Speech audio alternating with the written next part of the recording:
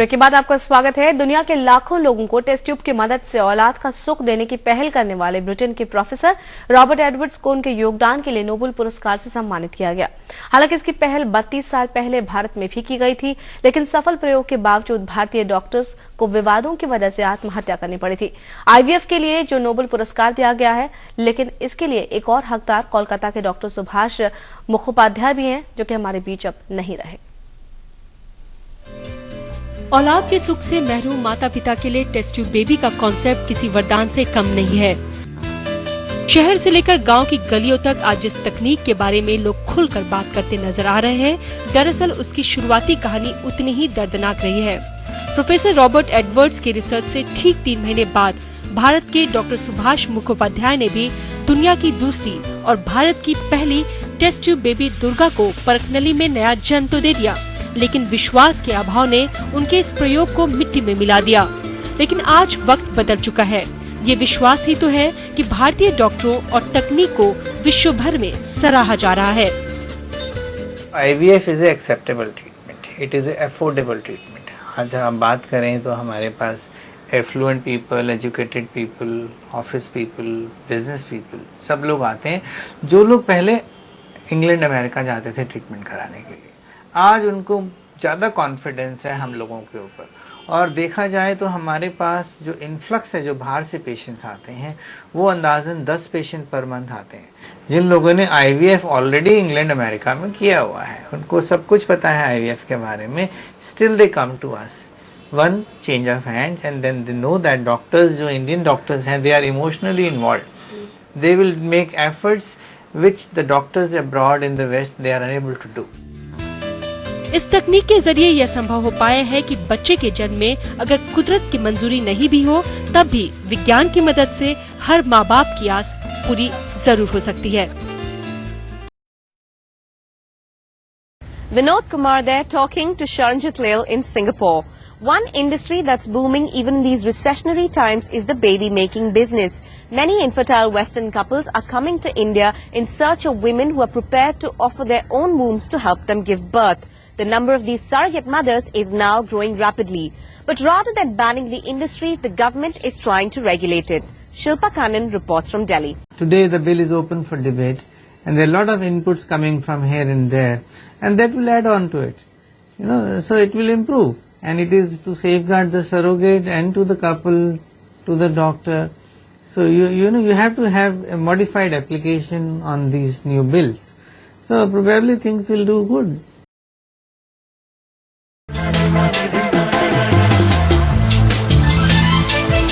अब संतान विहीन दंपतियों के लिए टेस्ट ट्यूब बेबी प्रक्रिया काफी लोकप्रिय होती जा रही है। तरस रहे लोगों के लिए ये किसी चमत्कार से कम नहीं। मैंने 10 इयर्स दुबई के अंदर इतना कुछ किया है, कुछ पैसा, बॉडी, सब कुछ, पेरेंट्स की फीलिंग, सब कुछ, आप यकीन नहीं। आज यही प्रक्रिया विकसित हो माँ बाप के सपनों को हकीकत में बदल रही है।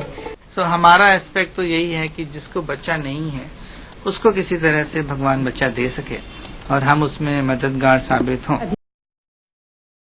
Stapleton in Westminster and Ben Shepherd in South Africa. 6:51 is the time. We'll follow the success of conjoined twins Hassan and Hussein Ben Hafaf, who were successfully separated back in April. Well, GMTV wanted to know how life has been for the family since that operation. A normal day for the Ben Hafaf family in Cork, but these boys are no ordinary babies. When surgeons separated them in April, their parents were prepared for the worst. We were just heartbroken because once we locked the door here, we just didn't know if we were coming back with 1 baby or 2 babies or no baby.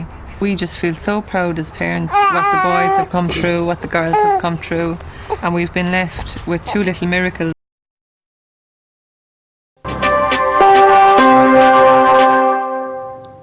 अब तक आपने देखा doctor Zavos कैसे अपनी प्रयोगशाला में कैदी को दोबारा जन्म देने की तैयारी कर रहे हैं। कैसे होती है क्लोनिंग का विरोध क्यों होता है, इस बारे में हमारे संवाददाता सैयद नजीर ने बात की IVF expert doctor Anoop Gupta से।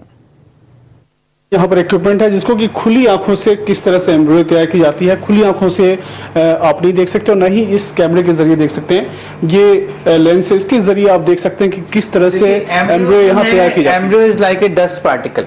बहुत महीन होता है, 100 माइक्रोन साइज होता है। स्पर्म का साइज होता है 6 माइक्रोन। सो हम बहुत ही माइक्रोस्कोपिक स्ट्रक्चर्स की बात कर रहे हैं और उनके ऊपर हम मैनिपुलेशन करते हैं। जैसे 6 माइक्रोन का स्पर्म है, उसको हमने एक ट्यूब में, जैसे ये देख रहे हैं आप, ये हाँ, this is a holding pipette and this is an injecting pipette. अब इंजेक्टिंग पिपेट का डाया जो है वो 7 to 8 माइक्रो मिलीमीटर होता है। सो उसमें हमने स्पर्म लोड करना है और एग के अंदर उस स्पर्म को इंजेक्ट करना है। So we have to be very particular कि किस जगह हम इंजेक्ट कर रहे हैं। ह्यूमन क्लोनिंग के क्या खतरे हैं? क्या ये डेंजरस हो सकता है?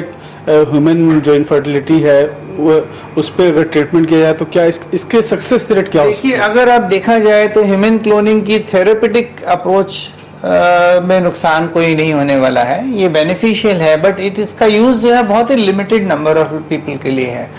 जैसे हमने बताया, किसी हस्बैंड के स्पर्म है ही नहीं तो वो बच्चा अपना कभी नहीं पा सकता। अगर क्लोनिंग आ जाता है और एज ए ट्रीटमेंट आ जाता है तो हम उनके सोमेटिक सेल, जो उनके एसेक्सुअल बॉडी सेल्स हैं, उसका अगर न्यूक्लियस यूज करें तो वो भी स्पर्म का काम कर सकता है, उससे भी फर्टिलाइजेशन आ जाएगा। सो ऐसे आदमी जिनको बच्चे की कोई उम्मीद नहीं थी, आज उनको अपना बच्चा मिल जाएगा। ये तो हो गया एक्चुअल यूज जो कि बेनिफिशियल है। अब उसका जो मिसयूज है, जो कि लोग एंटिसिपेट कर रहे हैं कि जो आदमी इस दुनिया में नहीं है, अगर उसका आपने सोमेटिक टिश्यू उसकी डेथ के बाद उठा के रख लिया और उससे उसका एक क्लोन बना दिया, जो तो आप एक समझ लीजिए भगवान बन गए।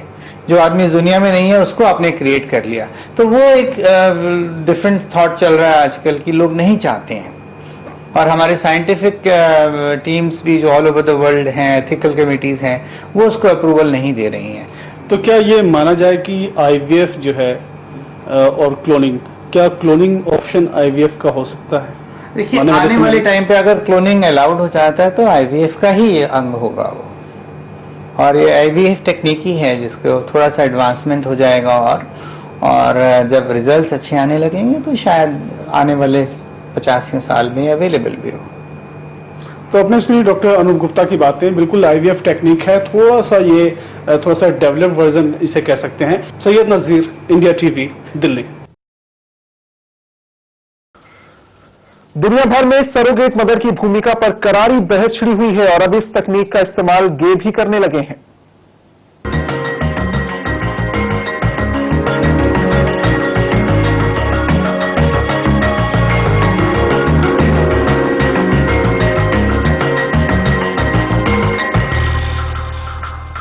सरोगेट मदर यानी किराए पर अपनी कोख का सौदा करके दूसरों के लिए खुशियां पैदा करना। इस तकनीक से लाखों दंपतियों ने औलाद से महरूम अपने सूने जीवन में उजियारा किया है। स्पेन के रहने वाले 2 विदेशी गे कपल ने भारतीय सरोगेट मां से 2 जुड़वा बच्चियों को जन्म दिया है। गे कपल माओ और जुआन चिकित्सा विज्ञान की आधुनिक ART तकनीक से जुड़वा बच्चियों को पाकर बेहद खुश हैं।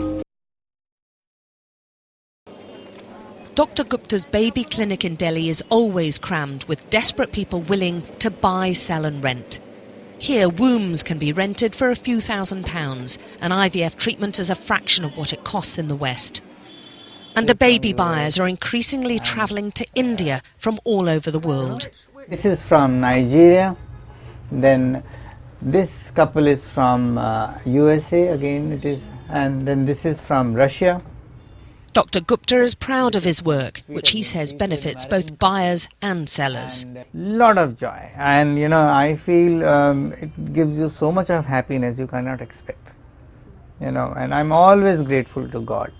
You know that we are doing something which is innovative, which is futuristic, and people will not forget us for lifetime. Dr. Gupta has no trouble finding surrogates, but insists each is screened to weed out mercenaries. He says their primary motive should be to help a childless couple. His main business is IVF, but surrogacy and India's so-called baby factories are becoming more and more popular. On an average, we get 15 patients a month from abroad, and mostly they are from UK, NRI settled there, USA, and other parts of the world. The surrogates say they're convinced they're providing a worthy service, but the stigma means their role is mostly kept secret. Daisy was bought in India, part of the country's booming baby business. Her British parents paid an Indian woman to have the child they so desperately wanted but could not have. इससे पहले कि हम अपने इस कार्यक्रम को और आगे बढ़ाएं, आइए हम नजर डालते हैं अपनी इस में गर्भाशय की स्थिति अच्छी होती है, लेकिन जैसे जैसे उम्र बढ़ती जाती है तो न सिर्फ फर्टिलिटी प्रभावित होती है बल्कि बच्चे में शारीरिक व मानसिक दोष की आशंका भी बढ़ जाती है। इसलिए 30 की उम्र पार करने के बाद गर्भ धारण करना ठीक नहीं माना जाता। लेकिन IVF नामक एक नई तकनीक ने ऐसे नाउम्मीद दंपतियों में संतान प्राप्ति की आस जगा दी है। इसमें स्त्री के अंडाणु को शरीर से बाहर निकालकर एक परखनली में उसके पति के शुक्राणु से निषेचित किया जाता है और फिर निषेचित अंडे को पुनः स्त्री के गर्भाशय में पहुंचा दिया जाता है। इसी परखनली तकनीक से 2 दशक पूर्व एक बालिका का जन्म हुआ था। आज कई निसंतान दंपति इससे संतान सुख हासिल कर रहे हैं। अस्मिता के लिए प्रियंबरा, लोकसभा टीवी। डॉक्टर अनूप गुप्ता है हमारे साथ। अनूप जी, पहला टेस्ट ट्यूब बेबी रहा दिल्ली का आपका, कितना चैलेंजिंग काम है ये जब हम टेस्ट ट्यूब बेबी की बात करते हैं, और खर्च कितना आता है? देखिए, आज के टाइम पे साइंस ने इतना तरक्की किया है कि इसको हम आज रूटीन प्रोसीजर मानते हैं। जो भी पेशेंट हमारे क्लिनिक की सीढ़ी चढ़ रहा है उसका IVF करते हैं हम लोग। और फर्स्ट मीटिंग में, क्योंकि पेशेंट नॉर्मली हम 10वें गायनेकोलॉजिस्ट होते हैं, पेशेंट हर जगह ट्राई कर चुका होता है, हर तरह का उसका टेस्ट हो चुका होता है जब वो हमारे पास आता है, तो हमें ये डिसाइड करना होता है कि इस पेशेंट को कैसे प्रेगनेंसी आ सकती है, क्या इसका कारण है जो इसको प्रेगनेंसी नहीं आ रही, और क्या इसके चांसेस हैं इस पर्टिकुलर मेथड से इसको प्रेगनेंसी आने के।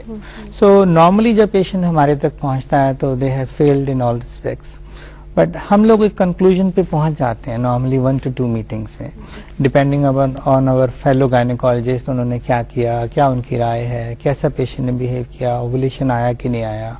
कई पेशेंट में होता है कि स्पर्म्स काउंट बहुत कम है या स्पर्म नहीं है, तो अंदर स्पर्म बन रहे हैं कि नहीं बन रहे हैं। ऐसे फीमेल में ओवुलेशन है कि नहीं है, हायर एज तो नहीं हो गया है, फेलोपियन ट्यूब्स ब्लॉक तो नहीं है, ट्यूबरकुलोसिस हुआ है कि नहीं हुआ, या उनको पीरियड होते हैं नहीं होते हैं। सो तमाम कारण होते हैं जिसको हम रोजमर्रा की जिंदगी में गायनेकोलॉजिस्ट भी इग्नोर कर देते हैं, एंड दे टेल पेशेंट कि भाई हाँ नेचर पे छोड़ दो, आ जाएगी प्रेगनेंसी। तो हमारे को एक कॉन्क्रीट सोल्यूशन पेशेंट को गाइड करना होता है, और नॉर्मली आज IVF इस मुकाम पे पहुंच चुका है कि हम पेशेंट को ऑलमोस्ट लाइक 90% तक बता सकते हैं कि इस पेशेंट को क्या चांसेस हैं प्रेगनेंसी आने के IVF फर्स्ट साइकिल में, पहले ही दौर में। हाँ, पहले ही उसको हम देखकर आज उसको गाइड कर सकते हैं कि आपको IVF करना चाहिए या आपको IVF नहीं करना चाहिए, और अगर नहीं करना चाहिए तो आपको क्या करना चाहिए। किस किस शहरों में ये सुविधा उपलब्ध है जिससे कपल्स आसानी से वहां जा सकें? हर डिस्ट्रिक्ट लेवल पे आप कहेंगे, छोटे शहरों में भी IVF टेक्निक अवेलेबल है, बट इसमें थोड़ा सा ध्यान देने की चीज़ ये है कि ऐसे IVF सेंटर को आप चुने जो कि सिर्फ IVF करते हों, जिनको IVF की थॉरो नॉलेज है, जिनके पास पूरा इंफ्रास्ट्रक्चर है, जो IVF रोज करते हों। देखिए, एक चीज़ जैसे आपकी शादी होती है, शादी के पहले दिन जो आपको एक्सपोजर होता है और शादी के 10 साल बाद जब आप हस्बैंड वाइफ एक दूसरे को समझते हैं तो उसमें बहुत फर्क होता है। सेम IVF टेक्निक का है, टेक्निक वही है, बट यू हैव टू सी कि डॉक्टर कितने एक्सपीरियंस्ड हैं, इनके सक्सेस रेट्स क्या हैं, इनका जो अप्रोच है टुवर्ड्स पेशेंट क्या है। नॉर्मली ये सोचा जाता है जब भी हमारे पास पेशेंट आता है कि ये IVF इनका होना है, बट ये धारणा गलत है। हम उसमें से 40% पेशेंट निकाल देते हैं कि इनको IVF की जरूरत नहीं है, इनके लिए सिंपल प्रोसीजर IUI भी IVF जैसा ही है। डॉक्टर साहब, जो इनफर्टिलिटी की जब हम बात करते हैं तो आपके नजदीक कौन सी ऐसी खास वजह होती है? साथ ही एक रिसर्च में आया और उन कुछ वैज्ञानिकों का ये कहना था कि अब तक IVF तकनीक के भ्रूण को प्राकृतिक वातावरण नहीं मिल पाने की वजह से ही दोष पैदा हो सकते हैं, इसमें कितनी सच्चाई? देखिए, ये सोचना गलत है। क्या है कि IVF हम लोग सोचते हैं कि लास्ट रिजॉर्ट है, बट कुछ प्रॉब्लम ऐसी है जैसे फीमेल का ट्यूब्स बंद हो जाना, या उनके अंडे नहीं बनना, या उनके यूट्रस में कोई कमी आना, या हस्बैंड के स्पर्म्स बिल्कुल कम होना या नील होना, अंदर स्पर्म बन रहे हैं, तो ऐसे पेशेंट को तो डे 1 से IVF चाहिए। अगर आप उनमें दूसरे मेथड्स करते रहेंगे, जो कि एक बहुत ही अटपटी सी चीज है, जिसको आप ट्रीटमेंट ऑफ चॉइस जो है IVF है, और उसको आप IVF नहीं कर रहे हैं, तो आप उस पेशेंट का टाइम खराब कर रहे हैं और फाइनेंशियली ड्रेन आउट भी कर रहे हैं। तो इस पेशेंट को अगर नो डाउट कि अगर फीमेल एज 25 साल भी है और ये प्रॉब्लम हम देखते हैं, तो डॉक्टर चांदना वैसे एग्री करेंगे कि उनको हमने फर्स्ट डे IVF बोलना है।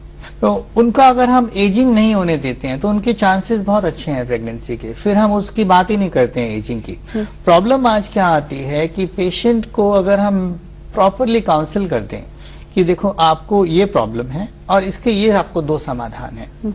अगर समझ लीजिए स्पर्म प्रॉब्लम है, हम उनको कहते हैं ठीक है आपकी अफोर्डेबिलिटी नहीं है तो आप दूसरे स्पर्म पे जाइए। अगर आपकी वाइफ बिल्कुल ठीक है तो आप दूसरे स्पर्म की मदद लें, पहला बच्चा ले लें। जब पहला बच्चा आ गया तो वाइफ को स्ट्रेस खत्म हो गया, एक उनका फैमिली शुरू हो गया, और जो एजिंग प्रोसेस है वो आपने अरेस्ट कर दिया। नॉर्मली हमारे जैसे डॉक्टर के पास जाके अगर पेशेंट बेनिफिटेड नहीं होता तो he is a big loser in the sense कि उसके एग्स तो निकलते जा रहे हैं और हमने जो मेडिसिन दिया उससे ओवुलेशन हो रहा है, उनका एजिंग फास्ट हो रहा है। अगर उनको फायदा नहीं हो रहा तो उनको बहुत ज्यादा नुकसान होने वाला है। तो अगर हम सोच समझ के उसको इलाज पे डालें तो उनकी एजिंग हम अरेस्ट कर रहे हैं और उनको बेनिफिट कर रहे हैं। IVF के लिए एक स्टेज होती है कि आफ्टर सम प्रोसेस आपको IVF की स्टेज पे जाना है। क्या IVF की कोई स्टेज होती है कि इसके बाद अब IVF प्रोसीजर? देखिए, अगर फीमेल के ओवेरियन रिजर्व जो अंडाशय है उसमें अंडे कम हो गए हैं, जैसे पहला फैक्टर होता है एज, अगर उनकी एज 37-38 से ऊपर हो गई है, उनके पीरियड्स लेट होने शुरू हो गए हैं, उन्होंने पहले फॉलिकुलर मॉनिटरिंग किया है उसमें अंडे कम बन रहे हैं, या उनको अंडे बनाने के लिए बहुत ज्यादा इंजेक्शन लगाने पड़ रहे हैं, इसका मतलब उनकी जो ओवरीज में अच्छे वाले अंडे हैं वो खत्म हो गए हैं। जैसे ओव्यूलेशन जो प्रोसेस है वो ऑनगोइंग प्रोसेस है, आपके पीरियड शुरू हुए, आपका मासिक धर्म शुरू हुआ, आपके अंडे बनने शुरू हो गए। अगर आप उनको यूज नहीं कर पा रहे, जैसे आपकी शादी नहीं हुई, लेट मैरिज हुई है, तो एग तो आपका रिलीज होता जाएगा, और जो नेचुरल एग रिलीज होने का प्रोसेस है वो एक गॉड गिफ्टेड है। तो सबसे अच्छा जो अंडा होगा वो सबसे पहले रिलीज होगा।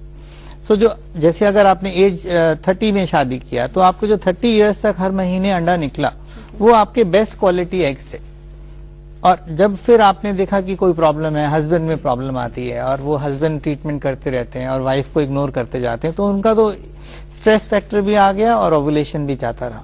सो एक कपल को एज ए यूनिट हमें ट्रीट करना चाहिए कि प्रॉब्लम कहाँ है और कैसे इसका अर्लीस्ट हम समाधान लें। मेरा सवाल डॉक्टर अनूप जी से है, एक्यूप्रेशर विधि से क्या अच्छा रिजल्ट मिलता है? देखिए, एक्यूप्रेशर एक बहुत ही लिमिटेड और थोड़ी सी ऑर्थोडॉक्स विधि है। अगर पेशेंट का रीजन है इनफर्टिलिटी का सिर्फ स्ट्रेस, तो यस एक्यूप्रेशर थोड़ा सा मदद कर सकता है। बट अभी जो सोसाइटी में धारणा है, जो मेडिकल सर्कल में धारणा है, कोई एक्यूपंक्चर एक्सपर्ट हैं वो एक्यूपंक्चर देने लगेंगे, कोई अगर होम्योपैथी वाले हैं वो कहेंगे हाँ हम शर्तियाँ ठीक कर देंगे, किसी को फाइब्रॉइड है तो वो कहेंगे हम फाइब्रॉइड दूर कर देंगे, किसी की ट्यूब बंद है तो डॉक्टर उसकी सर्जरी कर देगा। सो ये सब अपने एक सेल्फ एक्वायर्ड मेथड्स हैं जो कि सोसाइटी में बड़े प्रेवलेंट हैं, और डॉक्टर उसी को लेके उसी डायरेक्शन में चलना शुरू कर देता है। हमारी सलाह ये है हर सोसाइटी में, और जब भी हम मेडिकल लेक्चर्स के लिए जाते हैं, आई जस्ट टेल देम कि पहले आप एक कंक्लूजन पे पहुंचिए कि इनकी प्रॉब्लम कहाँ है, और प्रॉब्लम देखकर आप देखिए कि क्या आप इसका समाधान कर सकते हैं या नहीं कर सकते। अगर कर सकते हैं तो क्या बेस्ट है, और नहीं कर सकते हैं तो क्या है। जैसे आपने पूछा एक्यूप्रेशर, बिल्कुल हेल्पफुल है। एक्यूप्रेशर अगर आपको सुला सकता है, आपको डिस्ट्रेस कर सकता है, तो आप में जो टेंशन हो रही है, जो आपका एग टेंशन होगी तो एग रिलीज नहीं होगा, तो एग रिलीज होने में मदद करेगा।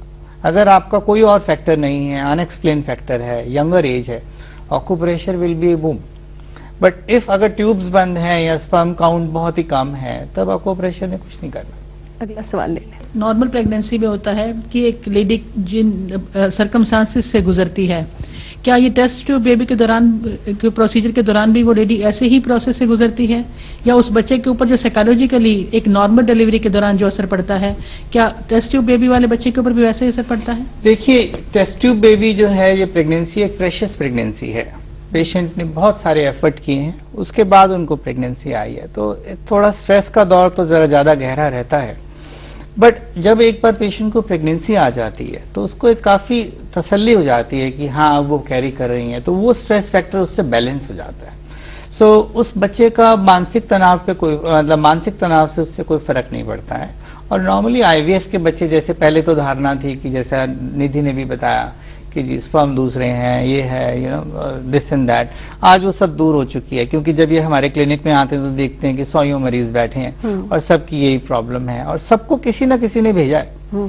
देखिए हम कहते हैं एक पेशेंट जो हमारे यहाँ आया उसको 5 रेफरेंस कम से कम होते हैं, तब वो हमारे तक पहुंचता है, तो उसको एक तसल्ली हो चुकी होती है। हमारे तो बेस्ट कौन रहते हैं, patient to patient interaction. Baby वैसा ही हेल्दी होता है जैसा नॉर्मल एब्सोल्युटली हेल्दी। देखिए बिल्कुल। उस बेबी को तो इमोशनली डे 1 से उसको प्रॉपर न्यूट्रिएंट मिले होते हैं जो कि नेचुरल प्रेगनेंसी में नहीं मिले होते हैं। बट ओनली फैक्टर ये होता है कि वो पेशेंट जिसको बेबी हो रहा है उसको प्रॉब्लम थी, उस प्रॉब्लम के चलते जो अंडे में थोड़ी बहुत कमी आती है या फीमेल की एज बढ़ जाती है, वो प्रॉब्लम रहती है। अदरवाइज अगर यंग फीमेल है 25 साल की, हस्बैंड की प्रॉब्लम है, हमने आईवीएफ फिक्सी किया तो वो तो सुपर हेल्दी बेबी होगा। और हमने देखा है ये अपने यहाँ हम लोग एक बेबी मीट करते हैं एवरी ईयर, तो उसमें जो उस साल के बच्चे होते हैं उनको बुलाते हैं और देखा है कि हर पेशेंट बताता है कि जी मेरा जो दूसरा बच्चा है वो 4 साल का हो गया, वो सुपर इंटेलिजेंट है, क्लास में फर्स्ट आता क्या है, बात है। परफॉर्मेंस अच्छी है। और एक हमने बल्कि बेबी शो का स्टेज परफॉर्मेंस किया था अपने यहाँ, अच्छा, और उसमें आई वाज सरप्राइज कि कितना अच्छा परफॉर्म कर रहे हैं। और देखिए बच्चे को फर्स्ट डे से जो मिलना चाहिए बाहर वो हम अंदर से दे रहे हैं पहले ही लैब से। जब हमने एग निकाला और जब हमने एग बनाना शुरू किया, उसको हमने जो हार्मोन उसको कम टाइम पे मिलते थे वो हमने पूरे टाइम पे दिए। एग को सिलेक्ट किया, स्पर्म को सिलेक्ट किया, एम्ब्रियो बनाया, एम्ब्रियो को सिलेक्ट किया।